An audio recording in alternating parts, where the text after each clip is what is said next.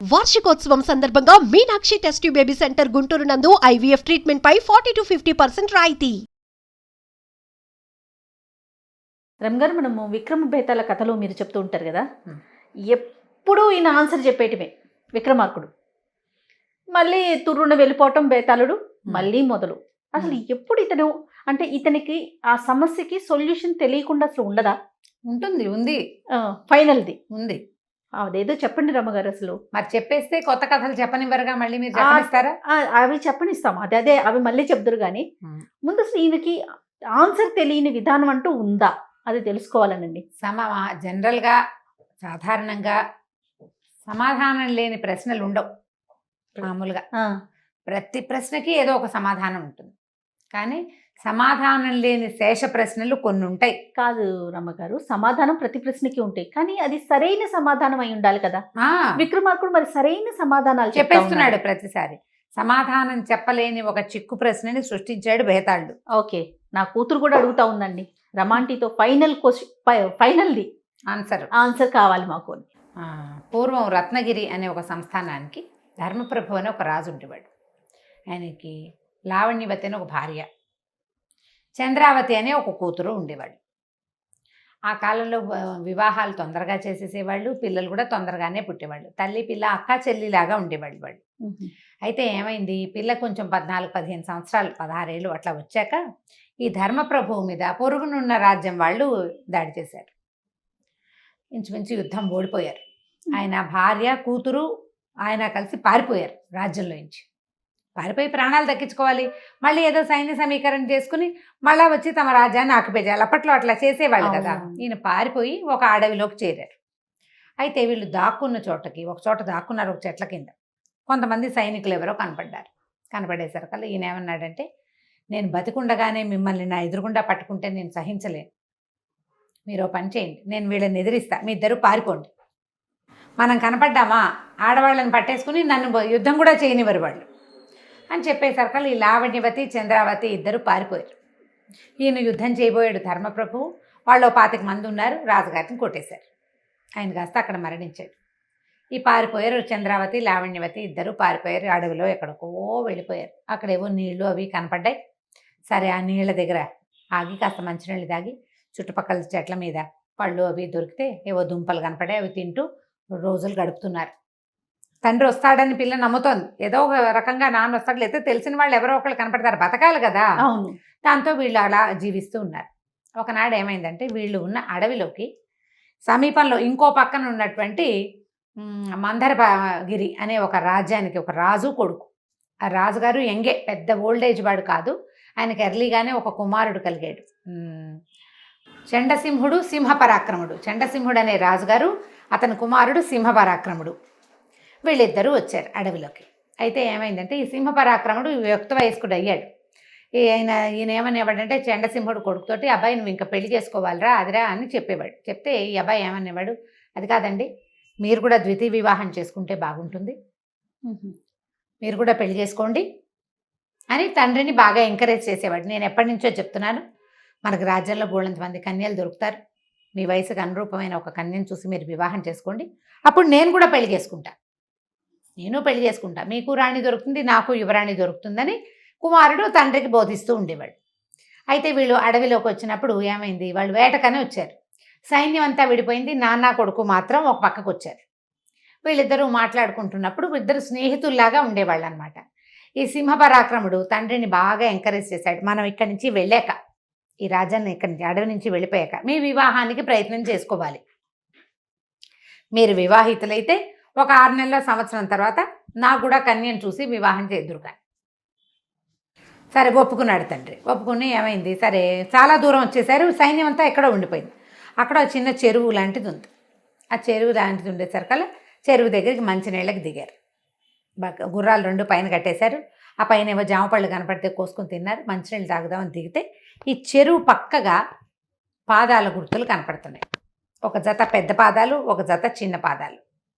అప్పుడు ఈ సింహపరాక్రముడు చాలా బాగా సాముద్రిక శాస్త్రం చదువుకుంటున్నాడు. అప్పుడు అతను అవి చూసి, నాన్నగారు ఇవి పద్మిని జాతి స్త్రీ పాదాలండి, స్త్రీ పాదాలు, వీళ్ళు చాలా మంచి వంశంలో జన్మించిన వాళ్ళు, ఆ పాదాలలో అంటే ఇప్పుడు మన ఇసుకలో పాదముద్రలు చక్కగా వేళ్ళు అవి షేప్ నీట్గా అట్లా కనపడతాయి కదా, ఆ రేఖలన్నీ పరిశీలించాడు. అతని దగ్గర చిన్న భూతద్దం ఉంటుంది, ఎప్పుడు రొంటిని పెట్టుకుంటాడు. అది తీసి ఇట్లా చూసి వీళ్ళు చాలా మంచి మంచి వంశానికి చెందిన వాళ్ళు, తర్వాత ఏమో ఇద్దరు సౌందర్యవంతులు, అన్ని మంచి ఉత్తమ గుణాలు ఉన్నాయండి వీళ్ళకి. అంటే రాజుగారు ఏమన్నాడు, తండ్రి ఎవరినో పెళ్లి చేసుకోవటం ఎందుకు రా అబ్బాయి, వీళ్ళనే పెళ్లి చేసుకుంటే పోలా మనం అనేసరికి సరే అని పెద్ద పాదాలు ఉన్న దాన్ని తండ్రి, చిన్న పాదాల అమ్మాయిని కొడుకు వివాహం చేసుకోవాలని నిశ్చయించుకున్నారు. దాని మీద కత్తి మీద ప్రమాణం చేసుకున్నారు. కుర్రాడు అన్నాడు, మీరు ఇంటికి వెళ్ళాక మార్చేస్తారండి, మీరు మళ్ళీ పెళ్లి చేసుకొని ఉంటారంటే, కాదు మన ఇద్దరం కత్తుల మీద ప్రమాణం చేద్దామని తమ వీర విద్య మీద ప్రమాణం చేసుకున్నారు. పెద్ద పాదాల ఆ స్త్రీని ఆ తండ్రి, చిన్న పాదాల స్త్రీని కుమారుడు పెళ్లి చేసుకోవాలి. సరే వీళ్ళు ఎక్కడున్నారో వెతకడం మొదలుపెట్టారు. వెతికితే వాళ్ళకి చంద్రావతి, లావణ్యవతి కనిపించారు. ఎవరు మీరు ఏమిటి అని కనుక్కున్నారు. మేము ఫలానా రాజుగారి భార్య కూతురు, ఆ ధర్మప్రభు ఆయన మరణించాడు కదా అన్నారు. వీళ్ళకి అడవిలో ఉండిపోయారు, వార్తలు తెలియదు. పక్క రాజ్యం మందరగిరి వాళ్ళకి తెలుసు ఆయన మరణించాడు. రాజ్యం ఏమో వేరే వాళ్ళ రత్నగిరి, ఆ రాజ్యం వేరే వాళ్ళు ఆక్యుపై చేశారు తెలుసు. అయితే ఏమైంది, మీరు మాతో వచ్చేసేయండి అని చెప్పి తెచ్చేసుకున్నారు. తమతో పాటు తీసుకొచ్చారు. ఇంతలో సైన్యం కూడా వీళ్ళని వెతుక్కుంటూ వచ్చింది. మొత్తం అంతా రాజ్యానికి మందరగిరికి వెళ్ళిపోయారు. వెళ్ళారు. వీళ్ళకు అంతఃపురం అది ఏర్పరిచారు. తల్లి పిల్ల ఇద్దరు చక్కటి సౌందర్య రాసులు. ఓ పిల్ల చిన్నది, ఒక ఆవిడ పెద్దది కాస్త. సరే తీరా వాళ్ళకి అక్కడికి వెళ్ళాక ఏం తెలిసింది, ఇలా వివాహం నిశ్చయం చేసేసుకున్నామని అనుకున్నారు కదా, కొద్దిగా వాళ్ళు సెట్ అయ్యాక మిమ్మల్ని మేము వివాహం చేసుకోదలుచుకున్నామని చెప్పారు. అప్పుడు వాళ్ళకి ఏం తెలిసిందంటే, చిన్న పాదాలు తల్లివి, పెద్ద పాదాలు కూతురివి. కూతురి పాదాలు పొడుగు, అమ్మ పాదాలు చిన్నవి. వీళ్ళ లెక్క ఏమిటి, పెద్ద పాదాలున్న స్త్రీని రాజుగారు పెళ్లి చేసుకోవాలి, చిన్న పాదాలున్న స్త్రీని కుమారుడు పెళ్లి చేసుకోవాలి. ఇది కత్తి మీద ప్రమాణం చేశాం. ప్రమాణం తప్పకూడదు. తప్పక తల్లిని కొడుకు, కూతుర్ని తండ్రి పెళ్లి చేసుకున్నారు. వివాహం అయిపోయింది. అనంత కాలంలోనే కొంతకాలం గడిచాక ఇద్దరికి సంతానం కలిగింది. తల్లికి కూతురికి ఇద్దరికి పిల్లలు పుట్టారు. ఇప్పుడు ఈ పిల్లలు ఒకళ్ళకొకళ్ళు ఏమవుతారో చెప్పు. ఏ వరస అవుతారు? తల్లికి పుట్టిన వాళ్ళు లెక్క ప్రకారం తల్లికి పుట్టిన వాళ్ళు కూతురికి తమ్ముళ్ళు సోదరులు అవ్వాలి లెక్కకి. కానీ ఇక్కడ ఏమైంది, తల్లికి పుట్టిన పిల్లలు కూతురికి మనవలు అవుతారు. అవును, ఆ పై వరుస కూడా అంతే కదా, తండ్రి కుమారుడు. కుమారుని పిల్లలేమో లెక్క ప్రకారం మనవలు అవ్వాలి, అంతేనా? మళ్ళీ అలా కాకుండా మళ్ళీ ఇప్పుడు మరదళ్ళు అయ్యే అవకాశంగా కూడా ఉంది. మరదలవ్వాలి, బావమరదవ్వాలి. ఇప్పుడు ఈ వరసల్ని ఏమని పిలవాలో చెప్పమని భేతాళుడు అడిగాడు. మనం కథ రెగ్యులర్గా చెప్పలేదు, చివరికి వచ్చేసాం కాబట్టి స్పీడ్గా చెప్పేశాను నేను. భుజం మీద ఉన్న భేతాళుడు ఆవహించి ఉన్నటువంటి కళేబరంలోంచి భేతాళుడు రాజుకి చెప్పాడు ఈ కథ అంతా. విక్రమార్క ఇన్నిసార్లు ఈ సింహాసనం కాదు, ఏమిటది దాని పేరు మర్చిపోతున్నాను చూసావా, ఉండు బాబు రిపీట్ ఆయన బంగారుకొండ. ఇన్నిసార్లు శవాన్ని తీసుకొచ్చావు నువ్వు, ప్రతి ప్రశ్నకి సమాధానం చెప్పావు, ఈ ప్రశ్నకి సమాధానం చెప్పు, తెలిసి చెప్పకపోతే నీ తల 1000 వక్కలవుతుంది అనగానే విక్రమార్కుడు మాట్లాడలేదు. ఈ ప్రశ్నకి సమాధానం ఎవ్వరూ చెప్పలేరు. ఎట్లా వరసలు వస్తాయి? సజావైన వరస ఉందా ఇక్కడ? పరమ నిశ్శబ్దంగా కోరుకున్నారు, మాట్లాడలేదు. భేతాళుడికి నవ్వొచ్చింది. రాజా నువ్వు చెప్పలేకపోయావు కదా అన్నాడు. చెప్పలేను నేను, తలకాయ అడ్డం తిప్పాడు, తలుపాడు, చెప్పలేను అని. అయితే నీకు ఒక మాట చెప్తా, నువ్వు ఇన్ని ప్రశ్నలకి సమాధానాలు చెప్పావు, అత్యంత తెలివిగలవాడివి, పరమ సాహసివి.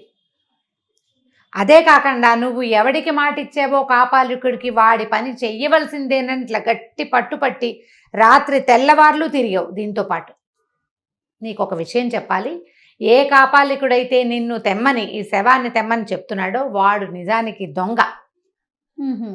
వాడికి ప్రపంచంలో ఉన్న మహత్తరమైన దైవశక్తిని కైవసం చేసుకోవటం కోసం ఇట్లాంటి ప్రతిభావంతుడైన రాజుని బలి ఇవ్వాలని వాడి ప్రయత్నం. ఆ దేవి 2 నియమాలు చెప్పింది, మంత్రశాలి అయిన కాపాలికుడు కానీ పరమ సాహసికుడైన చక్రవర్తిని కానీ బలి ఇవ్వాలి అని. ఆ కాపాలికుడు తనలాంటి వాడిని ఇంకొకరిని పట్టలేడు కాబట్టి నీలాంటి చక్రవర్తిని పట్టుకున్నాడు. నువ్వు నీ సాహసం నిరూపించబడుతుంది, నీ వల్లే భేతాళుడు కైవసం అవుతాడు. నా శక్తి దైవశక్తి ఉండటం ఒక రకమైతే భేతాళ శక్తిని పట్టుకోవాలి మొదట. దానికోసం ఈ భేతాళ శక్తిని ఎవడైతే పట్టుకుంటాడో వాడు అమ్మవారిని కూడా పట్టుకోగలుగుతాడు తర్వాత మెట్టు కింద. కానీ నీ యొక్క విజ్ఞత, నీ సాహసానికి నేను నీకు లొంగిపోతున్నాను. నాకు వాడి దగ్గరికి వెళ్తాం ఇష్టం లేదు. వాడు దుర్మార్గుడు, లోకోపకారం చెయ్యడు. వాడు శక్తుల్ని దుర్వినియోగపరుస్తాడు. నా నుంచి ఆ కాళిని సాధించాలని వాడి ఉద్దేశం. నువ్వు కాళీ ప్రసన్నం కలిగిన వాడివి, నీ యందు నేను ప్రసన్నుడుగా ఉంటా. అక్కడ జరుగుతున్న శ్మశానంలో జరుగుతున్న యజ్ఞంలో బలి ఇవ్వవలసిన వాళ్ళు ఇద్దరు, ఇవ్వదగిన వాడు. ఒకడు రాజు, రెండోవాడు కాపాలికుడు. ఒకటి నువ్వు, రెండోవాడు అక్కడ ఉన్నాడు. నువ్వు ఒక పంచి ఈ శవాన్ని తీసుకెళ్ళి అక్కడ పడుకోబెట్టు. కాపాలికుడు నిన్ను నమస్కారం చేయమంటాడు. నువ్వు దండం పెట్టంగానే వాడు నీ తల నరికేస్తాడు. నిన్నే బలివ్వబోతున్నాడు. వాడికి శవం అక్కర్లేదు. నిన్ను బలిస్తే వాడికి ఈ శవంలో ఉన్నటువంటి భేతాళ శక్తి వాడికి వచ్చేస్తుంది. నువ్వు ఈ పని చెయ్యొద్దు, నమస్కారం చేయబోక. వాడిని నమస్కారం చేసి చూపించమను. ఎప్పుడైతే వాడు సాష్టాంగ నమస్కారం చేయడానికి వంగుతాడో నువ్వు అతని తల కొట్టి అతన్ని అమ్మకి బలిస్తే భేతాళ శక్తి నీ వశమవుతుంది. నేను నీతో ఉంటాను, నీ ఆజ్ఞకి బద్ధుణ్ణై ఉంటాను. నువ్వు ప్రపంచక్షేమం కోరేవాడివి, రాజువి, పైగా ఉత్తమోత్తమైన గుణాలు కలిగిన వాడివి అని చెప్పాడు. చెప్పేసరికల్లా రాజు ఆశ్చర్యపోయాడు. విక్రమార్కుడు, ఆహా, కాపాలికుడు ఎంత తెలివిగా నన్ను ఇక్కడ ఇరికిచ్చాడు. అయినా కూడా అమ్మవారి దయ అపారంగా నా మీద ఉంది కాబట్టి ఈ భేతాళుడు తనంతట తను నాకు వశం అవుతానంటున్నాడు అని చెప్పి సరేనన్నాడు. ఈ శవాన్ని భుజాన్ని వేసుకున్నాడు, వెళ్ళిపోయాడు శ్మశానం తాలూకు రెండో భాగంలోకి. ఒక భాగంలో ఇక పట్టుకొచ్చాడు. శ్మశానానికి బయట ఉన్న భాగంలో ఆ కాపాలికుడు పెద్ద హోమం చేస్తున్నాడు. కోడిపెట్టలు, మేకలు, గీకలు, నిమ్మకాయలు, వేపండలు, చాలా రకరకాల పరిచినాయి, ముగ్గులు, ప్రచండంగా ఒక పెద్ద హోమకుండం. ఆ హోమకుండం దగ్గర ఏదో పూజ చేస్తున్నాడు అతను. అప్పుడు ఏమైంది, ఈ వెళ్ళంగానే బాడీని తీసుకెళ్ళి అక్కడ పడుకోబెట్టాడు. ఆయన మెచ్చుకున్నాడు కాపాలికుడు. అబ్బా విక్రమార్క, నువ్వు ఎంత గొప్పవాడివి, ఎంత సాహసివి. నీలాంటి వాడితో కలిసి ఇలాంటి శక్తిని సాధించడం నాకు చాలా పరమోత్కృష్టంగా, అద్భుతంగా, ఆనందంగా చాలా ఉన్నాయి. అవన్నీ వచ్చేసినాయి భావాలు. ఈ యజ్ఞకుండానికి దండం పెట్టు, నమస్కారం చెయ్యి. యజ్ఞశక్తి, యజ్ఞలో వచ్చేటువంటి యజ్ఞదేవత నిన్ను, నీ రాజ్యాన్ని కటాక్షిస్తాడు అని చెప్పాడు. చెప్పేసరికల్లా ఈయన వంగిట్ల దండం పెట్టాడు. అట్లా కాదు, సాష్టాంగం చేయమన్నాడు ఆయన. ఈయన ఏమన్నాడు, ఎప్పుడూ నేను సాష్టాంగం చేయలేదు, నాకు చేత కాదు. సాష్టాంగం ఎలా చేయాలో గురుదేవా మీరు చూపించండి, నేను చేస్తానన్నాడు. ఆయన ఇంతేనని ఈయన నేల మీద పడుకుని పొడుగ్గా కాళ్ళు చేతులు చాపి తల కిందకి పెట్టంగానే ఇతను ఏం చేశాడు, విక్రమార్కుడు వరలో ఒక కత్తి ఉంటుంది, ఆ కత్తి తీసి టాప్ అని ఆ కాపాలికుడు తల నరికేశాడు. నరికేయంగానే ఈ శవంలో ఉన్నటువంటి భేతాళ్ళు నరుస్తూ ఇట్లా బయటకు వచ్చేసింది. ప్రచండమైన శక్తి బయటకు వచ్చి నుంచుని, విక్రమార్క నీ సాహసానికి మెచ్చుకున్నాను, ఈ రోజు నుంచి నేను నీ సేవకుణ్ణి అని చెప్పి ఆ భేతాళ శక్తి, నువ్వు ఎప్పుడు పిలిస్తే అప్పుడు వస్తాను నేను. ఇంత యజ్ఞం చేసి ఇట్లా బలిచ్చిన వాడికే కైవశం అవుతుంది. నిజానికి యజ్ఞం అంతా కాపాలికుడు చేశాడు. అవును, చివరి బలి సంహారం మాత్రమే ఈయన చేసింది, బలిహరణ మాత్రమే చేశాడు ఈయన, అంతకంటే ఇంకేం చేయలేదు కదా. అయినా కూడా ఇతనికి ఆఖరి పని ఎవరు చేస్తారో వాళ్ళకి సిద్ధిస్తుంది అది అని చెప్పి భేతాళుడు గాల్లోకి ఎగిరిపోయాడు. ఆ డెడ్ బాడీ అక్కడే ఉండిపోయింది. ఈ కాపాలికుడు మరణించాడు. ఈయన వెంటనే తూర్పు తెల్లవారుతుంది చూసుకుని అతని కోసం భట్టి మొదలైన వాళ్ళంతా నిలబడి ఉన్నారు బయట. ఈ శ్మశానపు దారిలో ఉంది వాళ్ళ తాలూకు మంది మార్బల్, వాళ్ళందరితో కలిసి వచ్చాడు. వాళ్ళంతా అక్కడ ఉన్నారు, ఈయన లోపలికి వచ్చాడు. రాత్రి గడిచింది ఇంతకీ. ఈ 24-25 కథలతోటి రాత్రి తెల్లవారింది అంతే. తూర్పు తెల్లవారుతోందని చెప్పి ఆ కత్తి వరలో పెట్టుకుని భట్టి దగ్గరికి వెళ్ళాడు. అయిపోయిందా యజ్ఞం ప్రభు అని అడిగాడు. అయిపోవటం ఏమిటి, మొన్నటి దాకా ఇప్పటి వరకు మనకి కాళికాదేవి అనుగ్రహమే లభించింది అనుకునేవాళ్ళం, ఇప్పుడు భేతాళ శక్తి కూడా మనకు తోడైంది. ఏ పని కావాలన్నా ప్రపంచంలో మనం చేయలేని పని లేదు భట్టి, ఇంకా మనం ఏదైనా చేసేయగలమని చెప్తూ భట్టితో సహా ఆయన తన రాజ్యానికి తిరిగి వెళ్ళిపోయాడు విక్రమార్కుడు. కథ కంచికి మనం ఇంటికి. ఇది ఆఖరి కథ. చాలా బాగుంది రమ్మగారు. ఇంక మంచి పరిపాలన చేశాడు కదండి విక్రమార్కుడు, చాలా మంచి పరిపాలన, సుపరిపాలన. కానీ మీరు ఈ స్టోరీ చెప్తున్నప్పుడు నాకు ఒక విషయం గుర్తుకొచ్చిందండి. తను అడిగిన ప్రశ్నల్లో కొడుకు తండ్రికి వివాహం జరిపించటం ఈ కాన్సెప్ట్ మనం కొత్తగా వచ్చింది అనుకుంటున్నాం. ఇవాళ రేపు చూస్తున్నాము పిల్లలు తల్లిదండ్రులకి మా నాన్నకు పెళ్లి అలాంటివి చేస్తున్నారు అనుకున్నాం. కానీ చూడండి ఎప్పటి ఎప్పటిది. విషయం రమ్మగారు ఇది. అవును. మీరు చెప్పగానే నాకు అది ఎప్పటి గుర్తొచ్చింది. విషయం పాత విషయమే కదా. అంతే, దాన్ని మనం ఇప్పుడు ఫాలో అవుతున్నాం. అదే కానీ చాలా బాగుందండి ఫైనల్ స్టోరీ. దీన్ని బాగా హైలైట్ చేయండి మరి. పిల్లలకి బాగా హైలైట్ చేసి చెప్పాలి. కానీ నిజంగా అసలు వరుసలు కుదరలేదు, చెప్పలేకపోతారు. అసలు లెక్క ప్రకారం తల్లికి కనుక ఒక కొడుకు పుడితే కూతుర్ని దాన్ని వాడికిచ్చి పెళ్లి చేయొచ్చు లెక్కకి. ఇక్కడ ఎట్లా కుదురుతుంది? ఇక్కడ మనవడైపోయాడు కదా. అంతే. చాలా బాగుంది రమ్మ గారు. నమస్తే అండి. నమస్తే.